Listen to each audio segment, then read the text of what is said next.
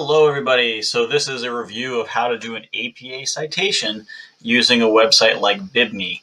So this is the link that I'll provide you. And one reminder is after you use this for a little bit, it may ask you to watch a video and then it will release you from watching any videos for 48 hours. So just watch the video. It's a free service and that's how they make it free.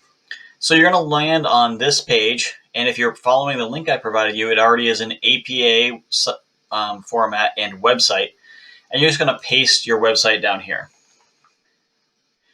And you're going to click search website. And you're going to have to go through a few different pages. So what this is showing you right now is, hey, we found this website. Is this the right one? You're going to click select to select it. And it's found some information, but there's some bits that it cannot find, so it's asking you if you can fill those in. If I take a look at here, can I find who the author was? I couldn't on that. I can click on remove since I can't find that information.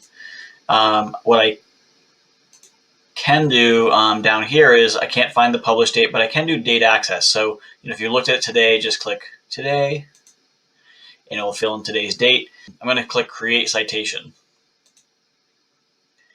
And what is made here is the APA citation. Now you can see this is on a yellow background. So if I clicked and dragged over this, I'd be cut and pasting it with the background. Instead, I'll use copy and paste. It'll copy to the clipboard, and then I'll paste that to where I need it to go.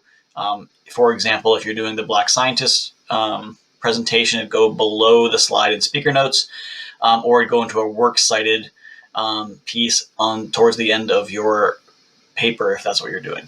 So that's it. Please make sure you do APA citations, and I'll see you in class.